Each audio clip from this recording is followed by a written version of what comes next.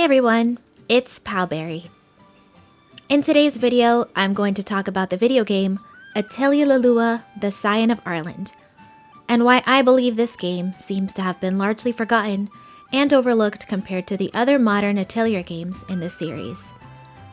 I'll explain why I feel this is the case, and I'll also share my own personal theories as to why I believe this title didn't get the attention it deserved at launch, and why Lulua as a protagonist still isn't getting the attention she deserves now. Atelier Lulua is the fourth main installment in the Arland series, which consists of Atelier Ryza, Atelier Totori, and Atelier Meru.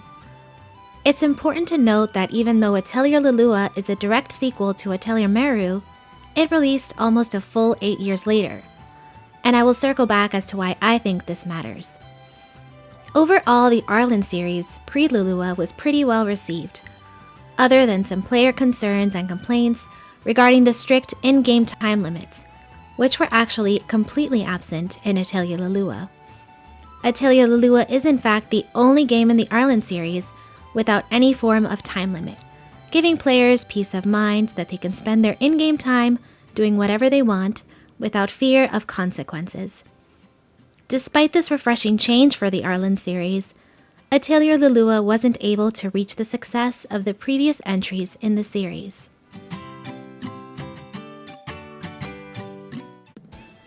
Lulua starts her adventure in Arland, where she dreams of becoming a great alchemist, but faces initial doubts about her abilities. This is a pretty common theme in the Atelier series overall. She then discovers the Alchemist notebook, which allows her to document her progress and unlock new recipes and alchemy techniques. As she delves deeper into alchemy, she uncovers secrets about her family's past and uncovers the mysteries surrounding the notebook, which is linked to her mother's legacy. The story mainly focuses on Lulua's growth as an alchemist, her relationships, and her goals. Like all Atelier titles, alchemy is a core gameplay mechanic. As Lulua, you spend a lot of time gathering and discovering new materials and ingredients, and synthesizing items at the Atelier. Compared to previous Arland titles, this game offers much larger areas to explore and unique dungeons, hosting plenty of monsters that you can fight with a fun, turn-based battle system. One of the main reasons I wanted to make this video is because of the mobile gacha game Atelier Resleriana, Forgotten Alchemy, and the Polar Night Liberator. For those who don't know, yes, there is an Atelier gacha game, and it's actually not the first. Gust's first attempt at an Atelier gacha game was actually a game called Atelier Online.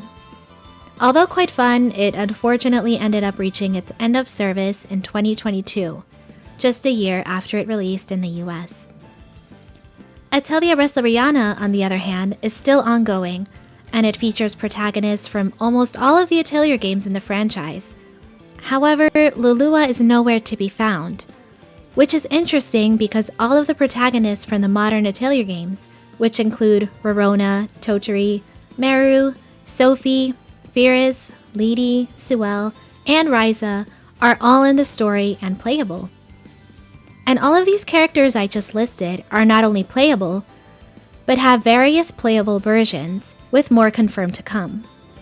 Even Firis, which was one of the worst-selling Atelier games, is a playable character and has an alternate playable version.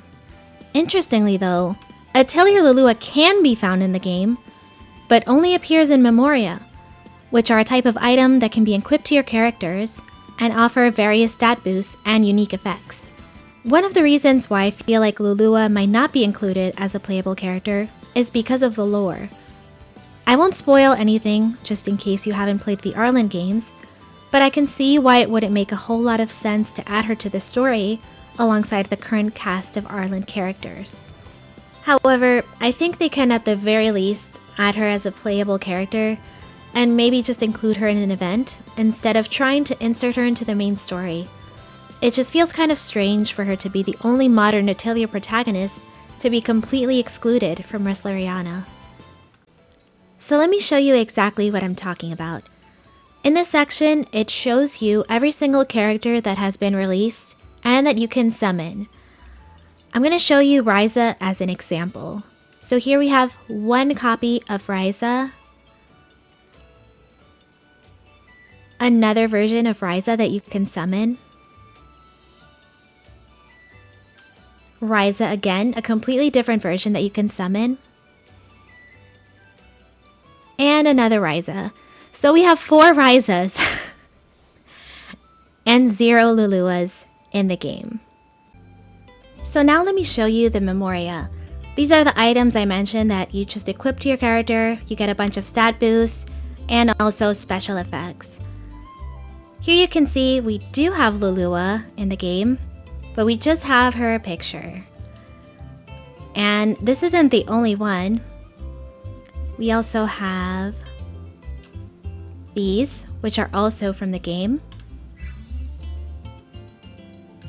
And this one. I just think if we're gonna have these, that we could at the very least just have Lulua as a character that we can play.